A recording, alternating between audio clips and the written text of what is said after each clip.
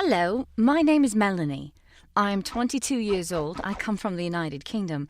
Not very long ago, I married an American named Timothy, and our wedding was like a psychological horror or a gothic thriller. Well, I don't know that much about cinema. Timothy and I met at my college. He came from the USA to study in England. I didn't know exactly why Timothy had chosen a college so far from home. But when we started dating, I noticed that my boyfriend was not going home, even for summer breaks. As time passed and our relationship finally got serious, Timothy started to come and stay at our house with my family during the holidays. Timothy got along well with everyone, so it was all the more surprising for me that he didn't introduce me to anyone from his family at all, via Skype or something. I've never even seen any pictures of the Lewis family. This was their last name. He proposed to me shortly before we graduated from college, and I said yes. We began to plan a wedding, a very modest one, because Timothy spoke very negatively about any noisy celebrations. But all of a sudden, he asked to cancel all our plans and told me that he thought we should get married in the U.S., and he was as assertive and excited as he had ever been before while telling me this. We decided not to bring my relatives along and agreed that the ceremony would be even quieter than planned. All this was very weird, but I decided that at least I would finally get to meet the Lewis family. The first thing that surprised me was the house where the Lewis family lived. Since I have been also living in suburbia, I can understand this life. But the Lewis house was located 40 miles away from a little town. However, they were not farmers, nor were they the owners of a status estate with a high fence and security. They just lived far and solitary. The house was ugly. It had only 2 floors, but it was clear that it was undergoing a constant rebuilding, growing in length and width, and nobody paid any attention to how it looked like. When we drove up to the house, I saw something pretty big fall from one of the balconies. It was a man. He was wearing some kind of strange technical device that I could not see very well. I cried out in fright, but Timothy calmly explained that this was his great-uncle Theodore. He believed that the earth was flat and was persistently trying to refute the theory of gravity. Timothy said that he had almost succeeded. Then I noticed that at the earth where Uncle Theodore fell, he was met by relatives who applauded him and merrily buzzed around. When Timothy and I entered the house, I felt like I had walked into an anthill. Among others, I saw those who had just watched the victory of gravity, and Uncle Theodore, who did not look very upset due to another defeat. Timothy endlessly introduced me to his relatives. Well, before all this, I thought that I had a big family, but none of them showed any interest in me. Everyone looked very busy with preparations for the upcoming ceremony. I had a chance to estimate the scale of the impending disaster. Timothy lied to me about it being a quiet and cozy wedding. I felt sad and frustrated. Timothy was nowhere to be found, so I just wandered around trying to start a conversation with anybody, but I did not succeed. It was dinner time, so the Lewises laid out the table in their huge living room and began to slowly gather there. I tried to help my future relatives with serving dishes. Everything was fine until I found some strange vase on the table. It looked like a part of an old decorative set and stood apart from the rest of the dishes. I decided to check what was inside. I opened the lid, bent to sniff it, and almost sneezed. A strange, dusty and burnt smell stuck to my nostrils. I took some of the contents on my finger. It was something like black pepper, but I did not know what kind of spice it was. Thank God that I didn't have time to taste it. Timothy arrived just in time, tore this vase out of my hands, and said, "Don't disturb Sybil. It's time for her to take a seat at the table." At first, I did not understand what he was talking about.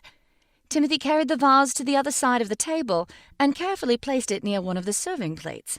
Then, I began to suspect that something was amiss. I began to listen to the conversations of the other family members. I have a good memory for names, and although no one really spoke to me, I more or less remembered all the people represented at the table, and I did not remember that there was anyone named Sybil among them. Nevertheless, they addressed a certain grandmother, Sibylla, all the time, until I finally noticed that the Lewises turned to the unfortunate vase while mentioning that person. I realized it was not a vase, but an urn.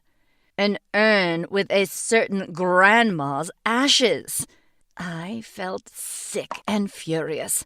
I just waited for the dinner to end so that I could go wash my hands and kill my fiance for not warning me. However, after dinner, Timothy disappeared. And even when he finally came to our bedroom, I did not get any explanation. Timothy just scared me with the way he appeared. We got a room on the ground floor, and there was a barely noticeable hatch leading apparently into the basement. And guess what? Timothy climbed out of this hatch. He lied, aloof, in bed beside me, and almost immediately fell asleep, leaving me alone with my anger. Over the next 2 days, I dove deeper into absurdity. In the morning, I did not find Timothy next to me and decided to check and see what was in the basement. I opened the hatch and fell down. There were no stairs. I do not know how Timothy was able to come up. And there was no electricity in the basement, so I turned on the flashlight on my smartphone and looked around. There were some stone blocks embedded directly on the ground. On some, an ornament was embossed. On some, inscriptions. All the blocks had holes on top. They were all filled with something, but one was empty. I brought the smartphone closer and read a short, obviously unfinished inscription. Sibby. Lord, it was their family crypt! I felt scared, but I was really scared when I saw a little girl with red tangled hair. I cried out and ran deep into the crypt in search of a way out. Soon, I found myself in someone's bedroom and went out into the normal part of the house. Whoever designed this house was a crazy weirdo. Like everyone here. Whatever the Lewis family were doing, they always took the urn with them, carefully put it somewhere in the corner, and talked about Grandma Sybil as if she were nearby. Well, in some way, of course, she was, but the slightest carelessness, or even a light breeze, could leave the Lewises without Sibylla forever. I wanted to keep my sanity, and tried to discuss with Timothy whether it was time to move his grandmother to the crypt I discovered. But he seemed to be hiding from me. For 2 nights in a row, he came to the bedroom when I was already sleeping. I don't know how he entered the room, through the door or through the hatch in the floor. My patience snapped on the wedding day when I found out that 2 people would carry flowers to my altar. The very little girl with the red tangled hair, looking as if she had just come out of a thicket of corn, and Granny Sybil. And I don't know which one scared me more. It's hard for me to describe the amount of effort it took for me to find Timothy, but I did it. I was not even afraid that he would see me in the wedding dress that I had already put on. I simply pounced on him and demanded an explanation. And this time, Timothy did not get away. It turned out that his grandmother Sybil was a distant relative of his family. She was lonely. The Lewises considered her a crazy freak and saw her only very rarely. She died shortly before we came to visit. Her relatives cremated her, and then suddenly found out that Grandmother Sybil had left a very extravagant testament. First, Grandmother Sybil was indecently rich. When she was young, she bought the shares of several companies, which had now increased in value by several times. The Lewises did not know anything about it, otherwise they would have been nicer to the old lady. Second, Sibylla indicated that her inheritance would go to those relatives who would take her ashes around to any festive occasion. Sibylla was never invited to family celebrations. It really upset her. Timothy was afraid to explain everything to me, just like he was afraid to introduce me to his family earlier. In addition, he was too busy monitoring Sibylla's executor, who, in turn, monitored the real-time execution of the will. Indeed, I noticed that some silent man in a business suit was wandering around the house, but he did not seem to me any stranger than anyone else. I was terribly angry at Timothy. But the execution of the will didn't scare me at all. Why not honor the memory of the old lady and get a pretty jackpot? We held the ceremony in full accordance with her will. The girl and, Sibylla carried flowers, and then Sibylla was honorably placed at the table. And we even took a wedding photo with grandmother Sibylla. The executor was pleased. After the ceremony, without taking off my wedding dress and surrounded by my new relatives, I solemnly took Granny Sibylla to her new home, as we called it. That is, in the crypt.